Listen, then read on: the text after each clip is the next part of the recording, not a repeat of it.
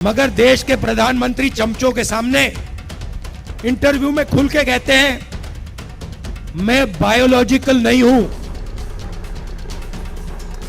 मैं बायोलॉजिकल नहीं हूं। जैसे आप सब हिंदुस्तान के की जनता, सारे जीव जो बायोलॉजिकल हैं, उनको नरेंद्र मोदी जी कहते हैं कि भैया आप सब बायोलॉजिकल हो, मैं बायोलॉजिकल नहीं हूं। नमस्कार, मैं मोहम्मद इमरान। लोकसभा चुनाव के 5 चरण पूरे हो चुके हैं और अब छठा चरण 25 मई को होने जा रहा है, यानी 25 मई को मतदान होगा। दिल्ली की 7 सीटों पर भी मतदान होगा। इसके अलावा कुल 59 सीटें हैं जिन पर मतदान होने जा रहा है।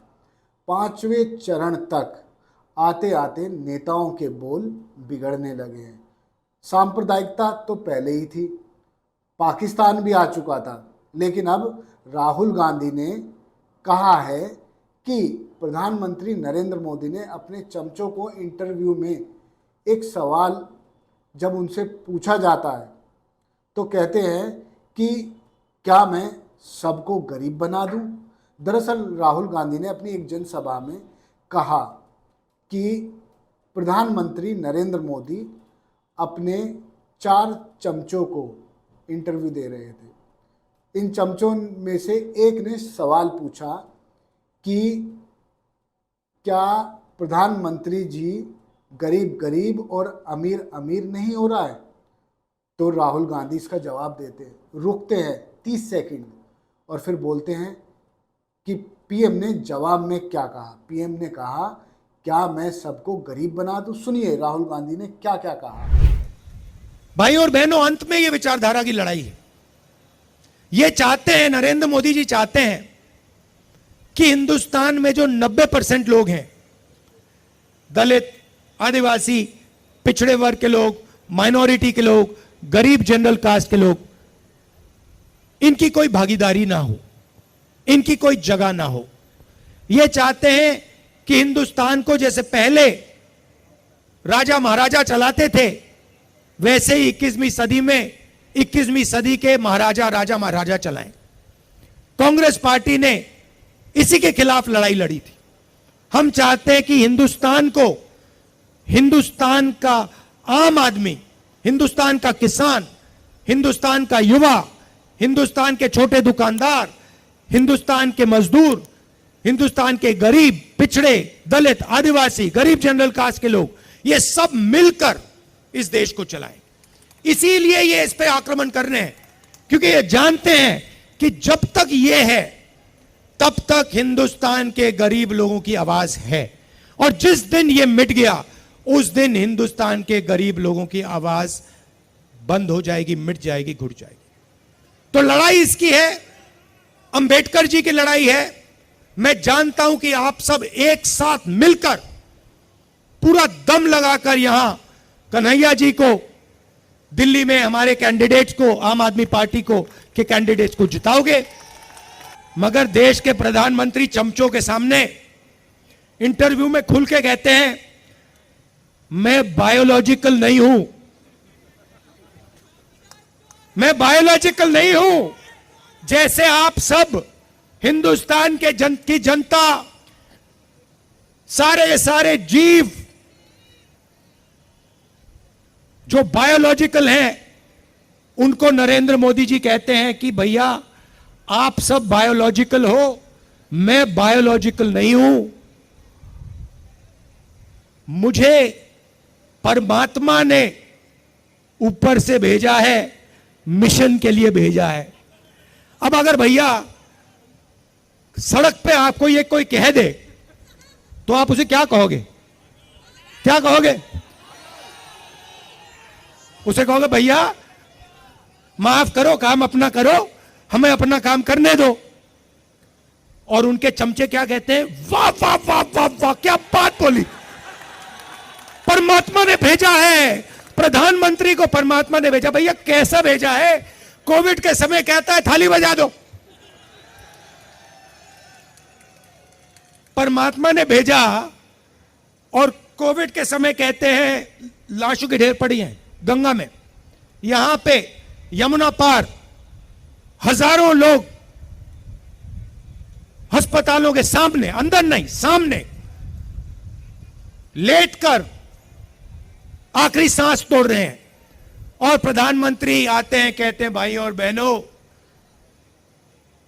नहीं प्रधानमंत्री नहीं, जिनको परमात्मा ने भेजा है वो आके कहते हैं भाई और बहनों मोबाइल फोन की लाइट जला दो। फिर युवा कहते हैं भैया हमें रोजगार दीजिए, जिसको परमात्मा ने भेजा है वो कहते हैं भैया एक काम करो, ये जो नालियां होती है ना इसमें गैस होती है, एक पाइप लो उसको नाली में डालो, पाइप में से गैस निकलेगी, गैस में आग लगाओ और पकौड़े बनाओ। भैया परमात्मा जी आपने कैसा आदमी भेज दिया। आपने सुना राहुल गांधी ने कितनी बड़ी बड़ी बातें कही, और राहुल गांधी का 5 मिनट का ये भाषण वायरल हो रहा है, यानी एक चैनल पूरी तरह टारगेट है। राहुल गांधी अपने हर भाषण में मीडिया को भी टारगेट करते हैं, लेकिन मौके पर मौजूद पत्रकारों की वो इज्जत भी करते हैं। इसके साथ ही प्रधानमंत्री भी अपने किसी भी भाषण में हिंदू मुसलमान ना करें तो उनका भाषण अधूरा लगता है। मंगलसूत्र, आरक्षण और पाकिस्तान ये फेवरेट शब्द पीएम के हो चुके हैं। उन्होंने कहा कि हम संविधान नहीं बदलने वाले, बल्कि कांग्रेस आरक्षण खत्म कर देगी। एससी, एसटी, ओबीसी का आरक्षण मुसलमानों को बांट देगी, मंगलसूत्र मुसलमानों को बांट देगी, पाकिस्तान खुश हो रहा होगा, तरह तरह की बातें। आप देखिए प्रधानमंत्री ने भी अपने भाषण में क्या कहा। साथियों, 24 के इस चुनाव में पूरा देश कांग्रेस की सच्चाई जान गया है। कांग्रेस और इंडी वालों के लिए देश में भी बड़ा उसका अपना वोट बैंक है।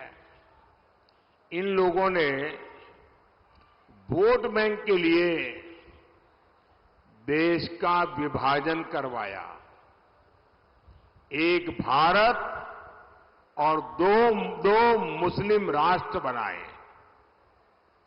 अब इंडी वाले लोग कह रहे हैं कि बचे हुए भारत पर भी पहला अधिकार मुसलमान का है।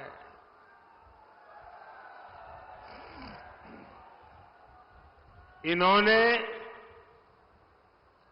एससी, एसटी, ओबीसी इनको जो बाबा साहब आंबेडकर ने आरक्षण दिया है, भारत के संविधान ने जो आरक्षण दिया है, इसको छीन करके वे वोट जिहाद करने वाले लोगों को देना चाहते हैं। आपने कल अखबारों में देखा होगा, टीवी पर देखा होगा, सोशल मीडिया में देखा होगा, बंगाल की हाईकोर्ट का जजमेंट आया है और बंगाल में भी इंडी जमात का एससी, एसटी, ओबीसी के आरक्षण के खिलाफ उनका जो षड्यंत्र है, आरक्षण विरोधी उनकी जो मानसिकता है, उसका भंडा फूट गया है। बंगाल में इन लोगों ने क्या किया? बंगाल में इन लोगों ने मुसलमानों को रातों रात ओबीसी के सर्टिफिकेट दे दिया था। जो आरक्षण ओबीसी को मिलना चाहिए, वो सारा का सारा मुसलमानों को, और वो भी घुसपैठियों में बांटा जा रहा था। हाई कोर्ट ने बंगाल में पिछले 10-12 साल में मुसलमानों को दिए सारे ओबीसी सर्टिफिकेट रद्द कर दिए। अब आप देखिए, कोर्ट न होती तो क्या होता। ये पिछड़े समाज के लोग करते क्या, ये मेरे दलित भाई बहन क्या करते हैं, ये मेरे आदिवासी भाई बहन क्या करते हैं। लेकिन साथियों, आप ये इंडी जमात वालों की मानसिकता देखिए।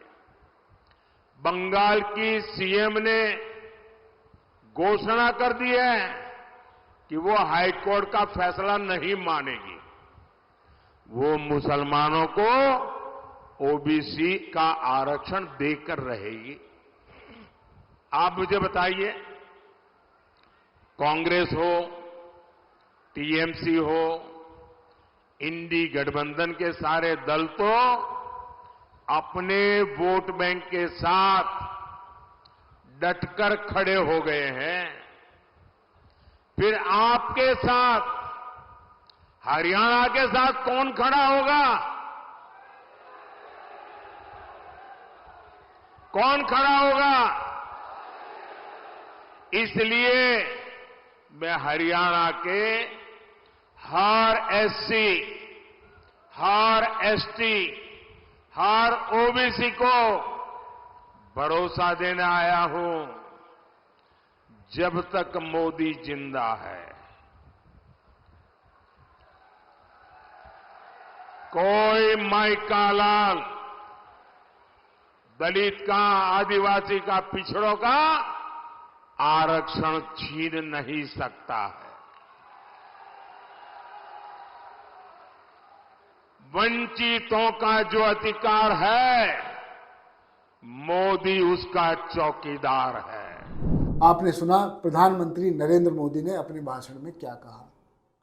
क्या ऐसी भाषा किसी भी राजनेता को, केवल प्रधानमंत्री से आशय नहीं है, बल्कि हर पार्टी के हर नेता से उम्मीद यही की जानी चाहिए कि अपने भाषण को वो शालीनता पूर्ण बनाएं और ऐसा रखें जिससे जनता के बीच नफरत ना फैले। आप वोट लीजिए, मुद्दे बताइए, लेकिन हिंदू और मुसलमान करके ही वोट मांगा जा रहा है। आपकी जेब काटी जा रही है। जानते हैं महंगाई कितनी हो गई है, कभी बाजार जाइएगा तो आपको पता चल जाएगा। लेकिन वापस लौटते हैं चुनाव पर। 25 मई को मतदान होना है। दिल्ली की 7 सीटें भी इसमें शामिल हैं। दिल्ली में चुनाव प्रचार चरम पर है। दिल्ली में प्रधानमंत्री भी और राहुल गांधी भी कई रैलियां कर चुके हैं। ऐसे में अब देखना ये होगा कि दिल्ली की जनता किस ओर जाती है। धन्यवाद। आप देखते रहिए जय हिंद जनाब। चैनल को लाइक और सब्सक्राइब करना ना भूलें। जय हिंद।